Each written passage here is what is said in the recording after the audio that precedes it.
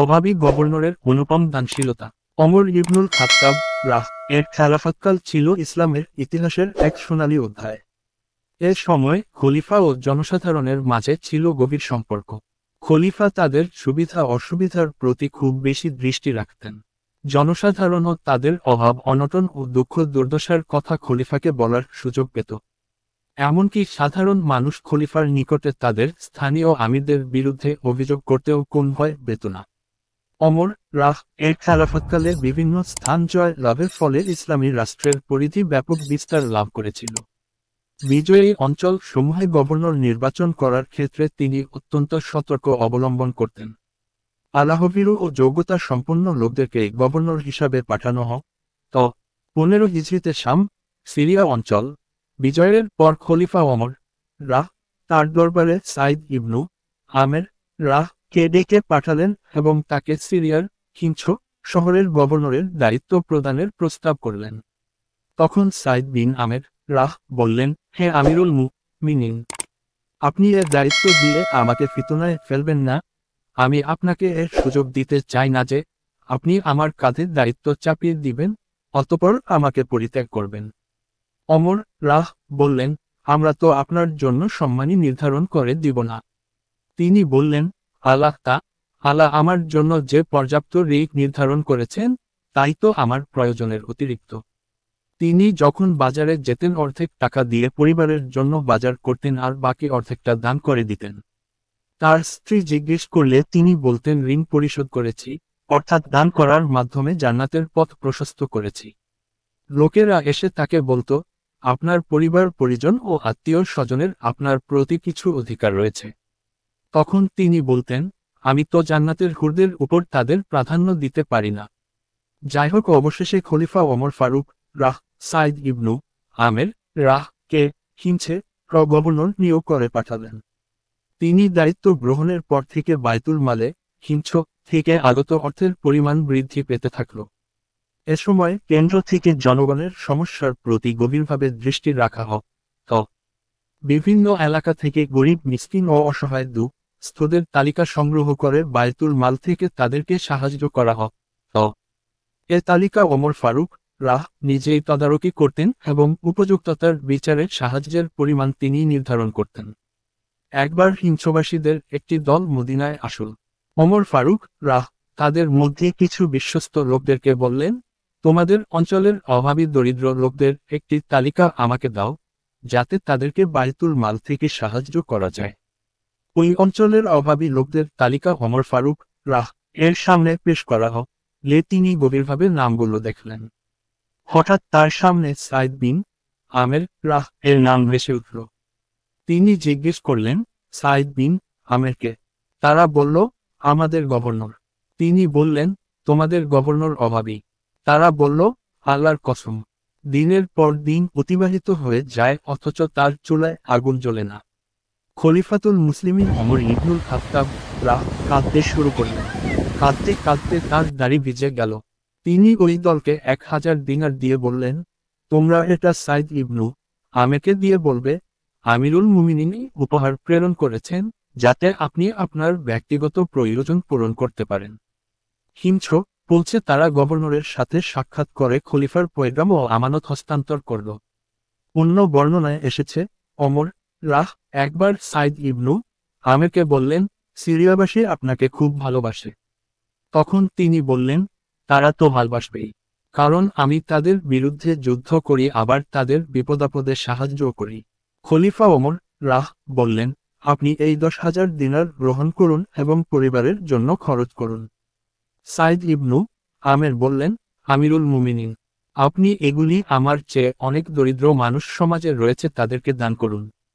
এ কথা শুনে ওমর রাহ বললেন, রাসূল আমাকে এরূপ কিছু দান করেছিলেন?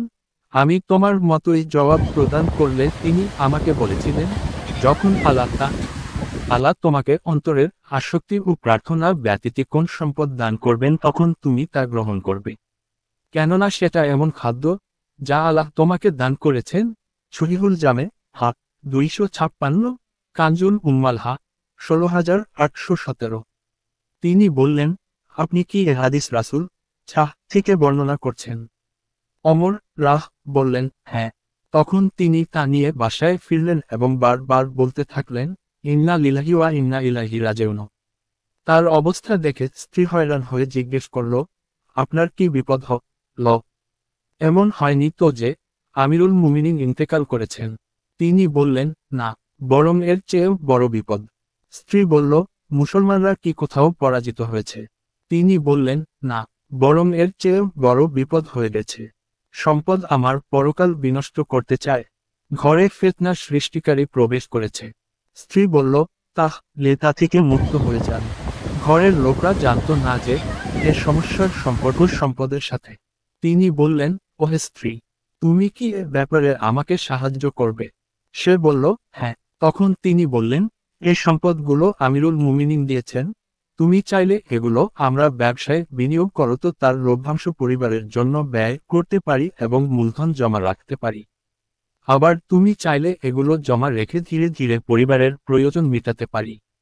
স্ত্রী বলল, না, বরং এগুলো ব্যবসায় বিনিয়োগ করে তার লভ্যাংশ দিয়ে পরিবার পরিচালনা করুন এবং মূলধন অবশিষ্ট থাক। অতঃপর সেগুলো একটা বস্তায় রাখা হল। সাইদ ইবনু আমের প্রতি রাতে একটি করে ব্যাগ বের করতে থাকলেন এবং গরিব দুঃখী ও অভাবীদের মাঝে দান করতে থাকলেন। এভাবে অল্প কিছু বাকি রেখে তিনি মারা গেলেন। এদিকে ওমর ফারুক রাহ তার দেওয়া 10,000 দিনার সাইদ রাহ কোন পথে ব্যয় করেছেন তা জানার জন্য লোক পাঠালেন। তার স্ত্রীকে জিজ্ঞেস করা হলে সে তার দানশীলতার সব ঘটনা খুলে বলল। ফলে তারা সাইদকে পেল এমন ব্যক্তি হিসাবে যে পরকালের জন্য সবকিছু দান করে দিয়েছেন। অমর রাহ এই সংবাদ শুনে খুশি হয়ে বললেন, আল্লাহ তার প্রতি দয়া করুন। কতই না সুন্দর তার ধ্যান ধারণা। একবার অমর ইবনুল খাত্তাব রাহ হিমছে গমন করলেন। ওই সময়ে তাকে ছোট কুফা বলা হতো, কারণ হিমছবাসীরা গভর্নরের বিরুদ্ধে বেশি বেশি অভিযোগ করত। আর কুফাবাসীদেরকে তো এ ব্যাপারে দৃষ্টান্ত হিসাবে পেশ করা হয়। তিনি এলাকাবাসীকে জিজ্ঞেস করলেন, গভর্নর সম্পর্কে তোমাদের অভিমত ও অভিযোগ কি? তার উপস্থিতিতে তারা তার বিরুদ্ধে 4টি অভিযোগ পেশ করল। 1. রৌদ্র প্রখর হওয়ার পর তিনি মানুষের সাথে সাক্ষাৎ করেন, এর পূর্বে তার সাথে সাক্ষাৎ করা বড় কষ্টকর। খলিফা ওমর রাহ সাইদ বিন আমের রাহ এর দিকে তাকালেন এবং এর কারণ জিজ্ঞেস করলেন। তিনি বললেন, আমিরুল মুমিনিন, আমি আপনাদেরকে বলতে চাচ্ছিলাম না, কিন্তু বাস্তবতা হল আমার কোন খাদেম নেই, আমার স্ত্রী অসুস্থ থাকে।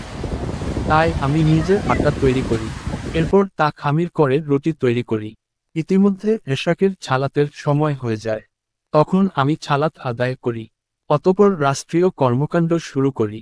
ওমর ফারুক রাহ জিজ্ঞেস করলেন, তোমাদের দ্বিতীয় অভিযোগ কি? তারা বলল, তিনি রাতে কারোর সাথে সাক্ষাৎ করেন না। ওমর ফারুক রাহ বললেন, সাইদের কারণ কি? তিনি বললেন, আমি তা বলতে চাচ্ছিলাম না। মূলত আমি দিবসের পুরোটাই মানুষের খেদমতের জন্য ওয়াফ করে দিয়েছি, আর রাত্রিকালীন সময় আমার প্রভুর জন্য ওয়াফ করেছি। খলিফা জিজ্ঞেস করলেন, তোমাদের তৃতীয় অভিযোগ কি? তারা বলল, মাসে একদিন তিনি ঘর থেকে বেরি হন না। উত্তরে সাইদ বিন আমের রাহ বললেন, আমিরুল মুমিনিন, আমার কোন খাদেম নেই। আমার পরিধানের মতো যে এক জোড়া কাপড় আছে, মাসে একদিন নিজেই তা ধৌত করি এবং তা শুকানোর জন্য বিকাল পর্যন্ত আমাকে অপেক্ষা করতে হয়।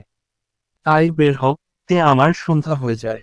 খলিফা ওমর রাহ জিজ্ঞেস করলেন, তোমাদের চতুর্থ অভিযোগ কি? তারা বলল, তিনি মাঝে মধ্যেই সংজ্ঞাহীন হয়ে পড়েন। সাইদ রাহ বললেন, আমি মুশরিক কুরাইশদের মাঝে ছিলাম, যারা মক্কায় খুবায় ইবনু আদি আনসারি রাহ কে শুলে চড়িয়ে হত্যা করার সময় তার শরীর বর্ষার আঘাতে ক্ষত বিক্ষত করছিল আর বলছিল, তুমি কি চাও তোমার স্থানে মুহাম্মদ চাহ হোক, আর তুমি স্বীয় কওমের মাঝে নিরাপদে অবস্থান কর। খুবাইব রাহ বললেন, আল্লাহর কসম, আমি চাই না যে তার শরীরে সামান্য কাটাও বিদ্ধ হোক, আর আমি আমার পরিবার বর্গের মাঝে আনন্দে থাকি। যখনই ওই দৃশ্য আমার মানসপটে ভেসে ওঠে যে এ অন্যায় কাজে আমি তাদেরকে সহযোগিতা করেছিলাম এবং খুবাইবকে সাহায্য করা থেকে বিরত ছিলাম, তখনই লজ্জা শরমে ও ভয়ে আমি সংজ্ঞাহীন হয়ে যাই। আমার মনে হয় এর জন্য আল্লাহ আমাকে ক্ষমা করবেন না এবং কিয়ামতের ঘোরতর বিপদের দিনে এর জন্য আমাকে পাকড়াও করবেন। আফসোস, আমি যদি ওই সময় মুসলমান তামার খুবাইব রাহকে সাহায্য করতাম। কাফেরদেরকে বাধা দিতাম, অথবা খুবাইব রাহ এর সাথে শহীদ হয়ে যেতাম। ওমর ইবনুল খাত্তাব রাহ যখন এর সমস্ত উত্তর শুনলেন তখন বললেন, সমস্ত প্রশংসা আল্লাহর জন্য। আমি যাকে নেতৃত্বের জন্য বাছাই করেছি সে দুর্বল নয়। অতঃপর তিনি তাকে 1000 দিনার হাদিয়া দিলেন, যাতে তিনি তার সংসারের প্রয়োজন মেটাতে পারেন। সাইদ রাহ এর স্ত্রী তা দেখে বলল, এ দিয়ে আমরা আমাদের চলাচলের জন্য কোন যানবাহন এবং খাদেমের ব্যবস্থা করতে পারব। তখন সাইদ রাহ স্ত্রীকে বললেন, এর চেয়ে উত্তম জিনিস কেন গ্রহণ করব না? সে বলল, তা কি? তিনি বললেন, এগুলো আল্লাহর পথে ব্যয় করে তার কাছ থেকে এর প্রতিদান নিব। নেককার স্ত্রী মাথা নেড়ে সম্মতি দিয়ে বলল, ভালো কথা, আল্লাহ আপনাকে উত্তম প্রতিদান দান করুন। অতঃপর তিনি নিজের পরিবারের কোন একজনকে ডেকে বললেন, এ দিনারগুলি নিয়ে গিয়ে অমুক ইয়াতিমকে এত দিবে, অমুক মিসকিনকে এত দিবে, অমুক বিধবাকে এত দিবে, অমুক অভাবীকে এত দিবে। এভাবে পুরো অর্থই ওই বৈঠকে বিলি করার নির্দেশ দিলেন। আল্লাহ তাদের সকলের প্রতি সন্তুষ্ট হন। ইবনু আশাকের তারিখুল দিমাশক 21/160-170। ইবনুল জাওজি সিফাতুত ছাফা 1/665। আবু নাইম ইস্পাহানি হিলায়াতুল আউলিয়া 1/245-247।